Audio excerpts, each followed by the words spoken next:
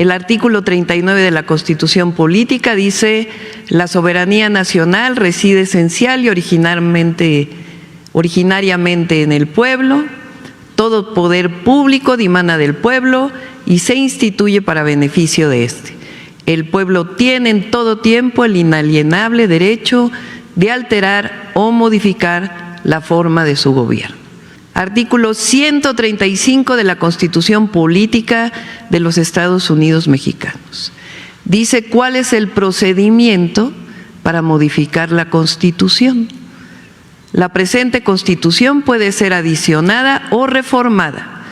Para que las adiciones o reformas lleguen a ser parte de la misma, se requiere que el Congreso de la Unión, por el voto de las 2/3 partes de los individuos presentes, acuerden las reformas o adiciones y que éstas sean aprobadas por la mayoría de las legislaturas de los estados y de la Ciudad de México.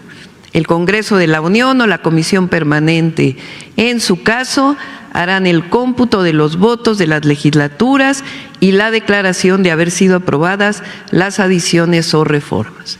La Constitución se ha modificado una gran cantidad de veces de la Constitución de 1917 a la fecha, siguiendo este artículo. ¿Cuál fue la votación? El 2 de junio. Ganamos para la presidencia casi 36 millones de votos frente a 16.5 millones de votos. En el caso de los diputados, se ganaron por mayoría 256 distritos electorales. Se vota finalmente la reforma al Poder Judicial Constitucional. Tiene 357 votos a favor en la Cámara de Diputados, más de 2/3 partes, adelante, y 86 votos a favor en la Cámara de Senadores, 2/3 partes. Se envía a los estados tal cual dice la Constitución y votan a favor los estados que están marcados en rojo. Si recuerdan, el 15 de septiembre es publicada la reforma al Poder Judicial. En agosto, la mayoría de los jueces, magistrados, se van a paro. Hay un paro que ya vimos, como lo comentó la secretaria de Gobernación, lo que ha significado en términos de la justicia. Ahora, desde entonces a la fecha, aun cuando se cumplió exactamente con todos los procedimientos que establece la Constitución para la reforma constitucional, se han presentado procedimientos de inconstitucionalidad por partidos políticos que no tienen personalidad jurídica para esto y sin embargo se han aceptado por la Corte. Y distintos amparos, en particular este último amparo que pide, que todavía no hemos sido notificados, es importante que se sepa, no hemos sido notificados formalmente, pero este amparo pide que se elimine, así, elimine la publicación. Entonces esta jueza de distrito otorgó una suspensión definitiva en la que ordena eliminar, así, eliminar del Diario Oficial. ¿Qué dice la ley de amparo? En el artículo 61, el juicio de amparo es improcedente, 1, contra adiciones o reformas a la Constitución Política de los Estados Unidos Mexicanos. Nunca se había recibido en 30 años al menos que tiene esta persona en el Diario Oficial una notificación para eliminar. Entonces, bueno, ya están diciendo que estoy en desacato, bueno, hasta de violencia política de género me acusaron. La reforma constitucional dice publíquese en el Diario Oficial de la Federación. Es decir, el legislativo ordena al ejecutivo publicar en el Diario Oficial de la Federación. De plantearlos dentro de los recursos legales correspondientes y esos recursos los establece la misma ley de amparo.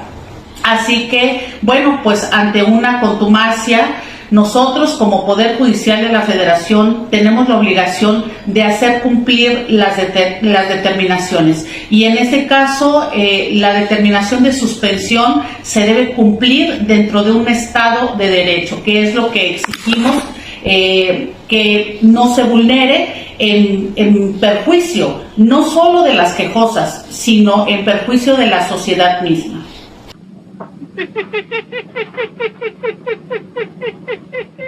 Requiere a las autoridades responsables, que son la presidenta y el diario oficial, para que en 24 horas cumplan con la suspensión definitiva.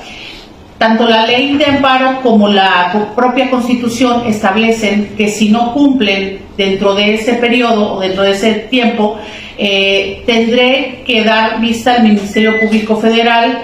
No es porque yo así lo decida, sino porque así se establece en el artículo 262 de la ley de amparo y en el artículo 107 constitucional, los cuales pues son el marco normativo de mi determinación.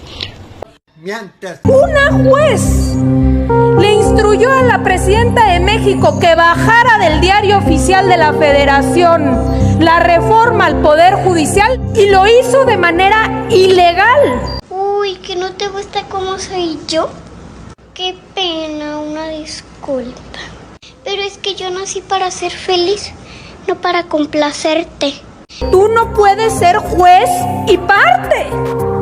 Si a ti te afecta, tú debes excusarte. Eso establece la ley. Cuando se trata de reformas constitucionales, que ya dijimos es el caso, no aplican las suspensiones de amparo. Esa pseudo resolución absurda de la jueza no tiene ningún sustento jurídico. Hoy quiero comentarles sobre esta decisión de la Presidencia de la República de no acatar el mandato de una jueza que ordenó retirar del Diario Oficial de la Federación la reforma judicial recientemente promulgada. Esto es muy grave porque contraviene principios fundamentales de nuestro Estado de Derecho y de la división de poderes que son pilares en nuestra Constitución.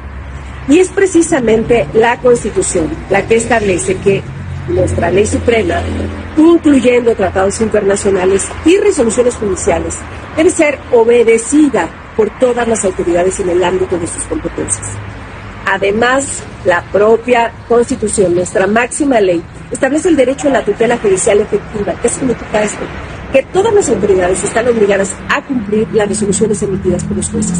Al no acatarse la sentencia, la presidencia vulnera la independencia del Poder Judicial y genera un precedente de desobediencia institucional. Los juzgadores deben obedecer la ley, no pueden pasar por encima de eso, y ni siquiera admite una interpretación dudosa, es clarísima.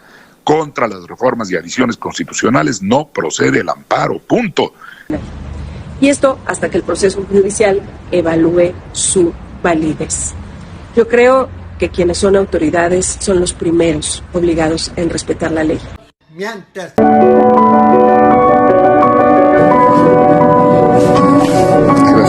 Lo queremos mucho, señor.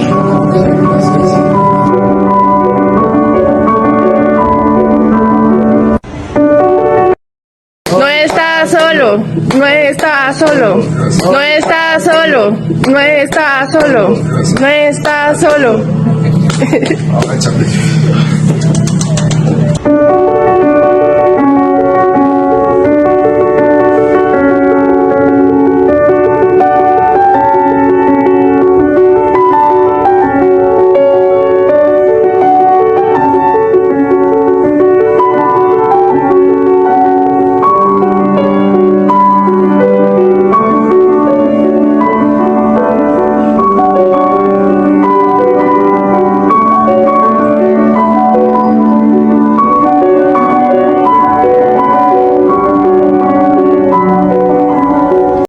Por instrucción de la presidenta Claudia Sheinbaum, presentamos ahora integrantes del Poder Judicial de la Federación han emitido resoluciones, la que sigue, y amparos, frenando la aplicación de leyes diseñadas para beneficiar a la sociedad mexicana y garantizar los derechos de la ciudadanía.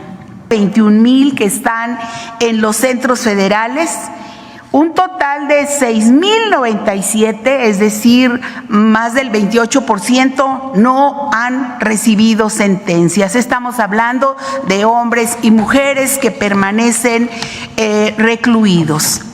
En el Centro Femenil de Morelos, en el Penal Femenil Federal, de un total de 1,000 personas, 1,000 mujeres que se encuentran ahí, 415 personas privadas de la libertad, mujeres, han esperado entre 1 año y 17 años para una sentencia. Los amparos y suspensiones contra leyes y obras y políticas públicas.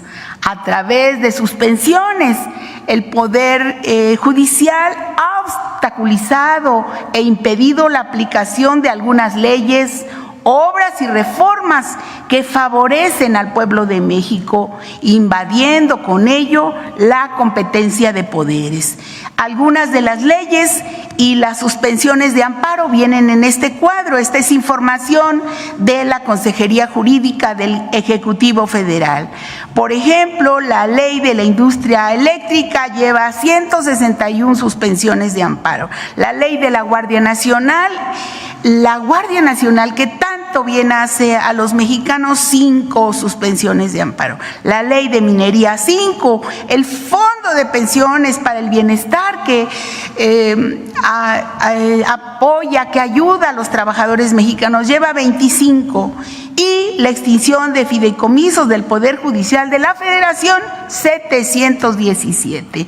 Evidentemente otros, como los vapeadores que dañan a nuestra juventud, 240 suspensiones de amparo. Otras, adelante, hay una ley de amparo que prohíbe la intromisión del Poder Judicial en este tema. Sin embargo, en diciembre de 2023, la ministra Norma Piña convocó a una cena privada en la casa del ministro González Alcántara, en la que asistió el dirigente del PRI, Alejandro Moreno, y fueron invitados el coordinador también de campaña de la candidata Xochitl Gálvez, Santiago Krill, y los magistrados electorales de la Sala Superior del Tribunal Federal.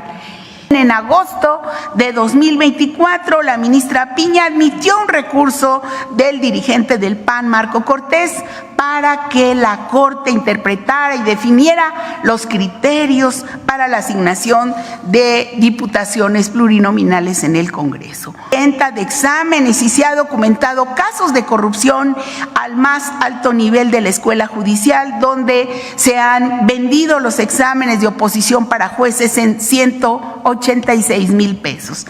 También el tema de los concursos de oposición, que han sido impugnados por los propios jueces y los magistrados con frecuencia por la inequidad y el influyentismo y la falta de criterios objetivos, pues solo las personas cercanas a jueces y magistrados resultan vencedoras. Del tema del nepotismo, el propio Consejo de la Judicatura Federal reveló que la mitad del personal, es decir, el 49%, equivalente a 24,546 personas del Poder Judicial, tienen al menos un familiar trabajando dentro de este poder. El 85.4% de los magistrados y el 67% de los jueces tienen familiares en el Poder Judicial.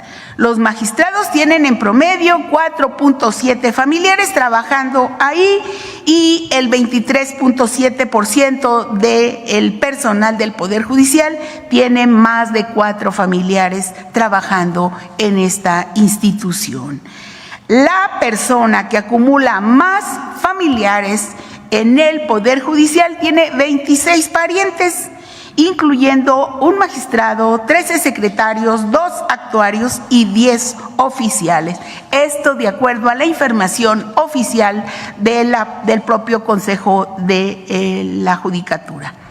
Aprenda con el ejemplo, amiga mía, todos alineaditos y con sus rodilleras